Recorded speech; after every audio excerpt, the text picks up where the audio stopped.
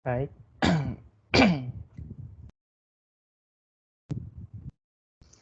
Ya, Assalamualaikum warahmatullahi wabarakatuh. Halo semuanya, nama saya Muhammad Fauzan Syahbana. Saya berasal dari kelompok 7 kelas Fisika Matematika 2. Di sini saya ingin menjelaskan tentang konsep dari fungsi Dirac delta. Jadi, langsung saja. Pertama, apa sih itu fungsi Dirac delta? Jadi, fungsi Dirac delta itu adalah sebuah fungsi tergeneralisasi atau sebuah distribusi yang memiliki nilai 0 dimanapun, kecuali pada titik nolnya. Dan juga integral dari minus hingga sampai hingga itu akan bernilai 1. Atau integral dari keseluruhan daerah itu akan bernilai 1. Nah, secara matematis, fungsi ini bisa direpresentasikan sebagai sebuah fungsi piecewise, di mana seperti dibilang ketika nilai x-nya itu tidak sama dengan 0, maka nilai fungsi itu adalah 0. Sedangkan pada saat nilai x-nya adalah 0, nilainya adalah hingga atau tidak. Yang penting ada nilainya. Dan sedangkan integralnya dari minus hingga sampai hingga itu akan bernilai 1, atau luas area di keseluruhan fungsinya ini adalah 1. Nah, sebelum kita lanjut, apa sih itu kenapa disebut sebagai fungsi tergeneralisasi bukan sebuah fungsi? Nah, jadi sebenarnya fungsi delta itu walaupun namanya adalah sebuah fungsi, maksudnya fungsi Dirac delta, namun sebenarnya fungsi Dirac delta ini bukan sebuah fungsi yang pada umumnya yang kita tahu, seperti fungsi f(x) sama dengan x kuadrat ataupun fungsi f(x) sama dengan akar x. Nah, di sini disebut fungsi tergeneralisasi karena sebelum ditemukannya fungsi Dirac delta ini atau sebelum digunakannya fungsi Dirac delta ini belum ada sebuah fungsi yang matematis yang memiliki sifat-sifat seperti yang dimiliki fungsi delta ini. Ya, sifat ini hanya dimiliki oleh fungsi Dirac delta. Nah, oleh karena itu fungsi ini disebut fungsi tergeneralisasi karena adalah sebuah memperluas konsep dari sebuah fungsi dasar atau fungsi normal. Ya, selanjutnya, kenapa sih kita membutuhkan sebuah fungsi delta yang spesifik gitu, yang memiliki sifat-sifat spesifik seperti ini? Nah, kenapa dibutuhkan fungsi delta ini adalah karena ini fungsi delta dapat menjelaskan fenomena-fenomena fisik seperti pemberian impuls yang sangat-sangat singkat yang akhirnya menjadi unit step function, atau juga untuk menjelaskan persebaran massa atau muatan titik. Nah, jadi untuk di impuls yang sangat singkat atau unit step function, kita tahu kalau saat kita memberikan sebuah impuls yang sangat singkat kepada misalnya sebuah bola yang diam dengan menggunakan tongkat, kita tahu bahwa momentumnya akan meningkat bergantung dari besar impuls yang diberikan dan waktu pemberian impuls. Nah, tapi di sini bagaimana kalau misalnya impulsnya diberikan dengan sangat singkat? Jadi kan kita tahu karena si bola itu akan memiliki perubahan momentum, yang mana pada awalnya bola itu awalnya diam, yang kemudian akan meningkat momentumnya sampai tinggi, dan di sini nilainya sebagai 1. Jika impulsnya diberikan pada waktu yang cukup panjang, mungkin saja impulsnya akan fungsi momentumnya akan terlihat seperti ini, akan terlihat seperti garis miring. Namun, apabila kita memberikan impuls yang sangat singkat, namun memiliki nilai akhir momentum yang sama, maka lama-kelamaan impuls ini akan makin curam. Dan pada suatu saat jika kita memberi impulsnya yang sangat instan atau pada waktu yang sepanjang infinitesimal, maka nilai momentumnya itu akan menyerupai sebuah unit step function, yang mana pada saat t0 nilai momentumnya akan meningkat tajam dan dia memiliki sebuah kecepatan. Ini ibaratnya seperti kita menyentil sebuah kelereng atau menyentil sebuah batu. Nah, itu kan secara sangat singkat dia akan memiliki peningkatan momentum yang sangat tinggi. Nah, kemudian satu lagi ada persebaran massa atau muatan titik. Nah, kan kita tahu ya kalau misalnya kita memiliki sebuah persebaran muatan di sebuah bola yang ada muatannya. Nah, kita kan bisa menghitung nilai muatan total dari bolanya tersebut, nilai muatan total Q, jika kita nilai rho-nya kan. Nah, tapi di sini bagaimana dengan persebaran massa, persebaran muatan titik gitu. Jadi muatannya satu titik doang. Nah, di sini penjelasan persebaran massa itu bisa menggunakan fungsi Dirac delta. Nah, kemudian bagaimana sih bentuk atau representasi grafik dari fungsi Dirac delta itu sendiri? Jadi di sini ditunjukkan representasi fungsi Dirac delta. Nah, di sini terlihat kalau fungsi Dirac delta itu memiliki nilai 0 di sepanjang nilainya, kecuali pada titik awal ini, titik origin atau titik 0, dia memiliki nilai yang langsung muncul, yang akan menuju hingga nilainya karena sangat singkat. Nah, di sini adalah representasi aproksimasi fungsi delta dari menggunakan fungsi-fungsi lainnya, atau distribusi lainnya. Nah, di sini walaupun terlihat sangat tipis seperti sebuah garis saja, namun fungsi Dirac delta ini memiliki luas area yang tetaplah satu. Jadi pada gambar yang pada animasi yang sebelah kiri ini terlihat pada saat awal itu dia tidak menuju sangat tinggi sekali pada saat A-nya sama dengan 1/1. Nah, pada saat awal itu dia memiliki luas yang satu juga. Namun lama-lama dengan iterasi yang berulang kali dengan menggunakan nilai A yang semakin kecil. Nah, A di sini merepresentasikan panjang dari titik 0 sampai ke pinggir ini. Nah, luas area dari fungsi ini akan tetap satu, dan ketika di limit saat A-nya itu adalah 0 atau 1/hingga, dia akan limit menjadi fungsi delta, fungsi Dirac delta.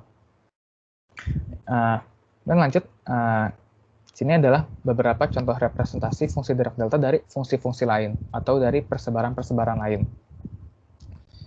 Di sini juga terlihat menggunakan iterasi berkali-kali ya, dengan nilai epsilon yang makin lama semakin kecil. Nah, di mana semua fungsi-fungsi ini ketika diintegralkan dari minus hingga sampai hingga akan bernilai 1 juga. Namun pada saat titik nolnya ini dia akan memiliki nilai hingga. Nah, seperti sifat fungsi Dirac delta yang telah dijelaskan sebelumnya. Nah, sekarang saya akan menjelaskan beberapa sifat dari fungsi Dirac delta.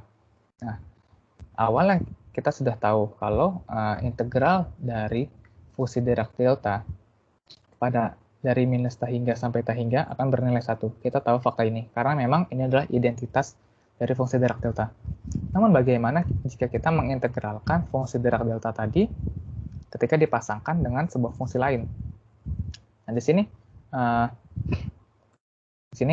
kita memiliki sebuah fungsi Dirac delta dari x min a. Nah, ini berarti saat x-nya sama dengan a, fungsi Dirac delta ini akan menjadi 0. Maka fungsi Dirac delta ini bisa dibilang aktif pada saat x sama dengan a. Nah, kita tahu kalau dari kontribusi dari fungsi Dirac delta ini sendiri ketika diintegralkan akan menghasilkan 1 jika kita menghitung fungsi Dirac delta ini sendiri. Namun ketika kita memasangkan dengan fungsi lain, maka karena fungsi ini hanya akan aktif atau hanya akan bernilai pada saat x sama dengan a, dan kita tahu kalau diintegralkan fungsi Dirac delta hanya memunculkan 1, maka setelah diintegralkan dengan perkalian dua fungsi ini akan menghasilkan nilai fungsi itu sendiri. Nilai pada saat kapan? Nilai pada saat x sama dengan a. Pada saat dimana fungsi deltanya itu aktif atau memiliki nilai. Nah, sifat yang ini sifat yang sangat penting. Memang ini salah satu sifat dasar yang sebuah alasan di mana fungsi Dirac delta ini dibuat. Karena dari sifat ini kita bisa tahu kalau fungsi Dirac delta dapat mengambil atau mengeluarkan nilai sebuah fungsi pada suatu titik tertentu dengan mengintegralkannya. Nah, kemudian di sini kita punya sifat kedua, yaitu gimana jika kita memasangkan fungsi fx, sebuah fungsi fx dengan turunan dari fungsi Dirac delta. Nah, turunan dari fungsi Dirac delta itu tidak terlalu memiliki nilai atau arti ya. Namun akan memiliki arti jika dipasangkan jika dikalikan dengan sebuah fungsi lain dan diintegralkan. Nah, jadi di sini n di sini adalah bukan pangkat dari fungsi delta, namun adalah sebuah representasi dari turunan n kali dari fungsi delta tersebut. Jadi jika turunan ke n dari fungsi delta dikalikan dengan sebuah fungsi fx dan diintegralkan, nah ini akan menghasilkan nilai turunan dari f pada saat x sama dengan a dengan sebuah faktor koefisien pengali min 1 pangkat n. Nah, di sini sifat ini mungkin tidak terlalu berguna karena untuk pembahasan fungsi Laplace kali ini, namun ini sebuah sifat yang sangat penting juga. Nah, kemudian di sini kita punya sebuah hubungan dari unit step function dengan fungsi Dirac delta. Nah, kita kan tahu kalau misalnya kita kembali ke bagian yang sebelumnya, ke bagian unit step function atau sebuah impuls.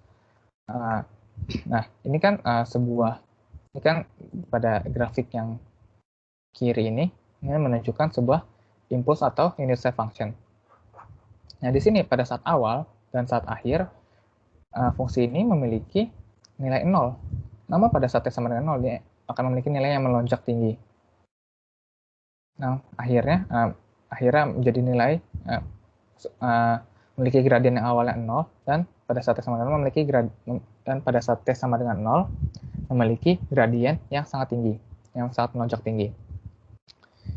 Nah, di sini sifat ini bisa direpresentasikan dengan fungsi Dirac delta karena seperti yang telah dijelaskan, fungsi Dirac delta memiliki nilai 0 di semua titiknya, dan pada fungsi unit step function direpresentasikan dari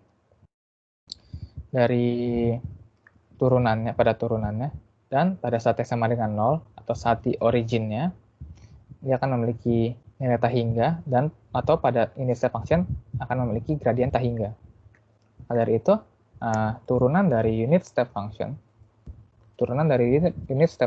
adalah fungsi Dirac delta. Dan ini tiga sifat-sifat terakhir ini menunjukkan sifat paritas dari fungsi Dirac delta itu sendiri. Nah, sifat yang keempat ini menunjukkan bahwa fungsi Dirac delta memiliki adalah sebuah fungsi genap karena dia memiliki paritas yang sama untuk x dan min x. Sedangkan pada turunan fungsi Dirac delta dia merupakan sebuah fungsi ganjil. Nah, lalu yang terakhir ini adalah apabila fungsi Dirac delta itu x-nya itu diberikan sebuah koefisien penyetaraan. Nah, ini akan ekuivalen dengan 1 per alfa dari fungsi Dirac delta itu sendiri tanpa a-nya, dengan syarat a-nya itu bukan sama dengan 0. Ya, dari sifat-sifat fungsi Dirac delta tadi dan juga konsep fungsi Dirac delta secara umum, kita bisa menganalisis banyak hal dari seperti yang sudah dijelaskan adalah menganalisis fenomena impuls, persebaran muatan, dan juga untuk penjelasan matematis lainnya seperti pada fungsi Laplace, transformasi Laplace dari fungsi Dirac delta yang akan dijelaskan oleh teman saya. Baik, terima kasih. Itu saja yang bisa saya jelaskan tentang konsep fungsi Dirac delta kali ini. Terima kasih telah menonton dan selamat belajar.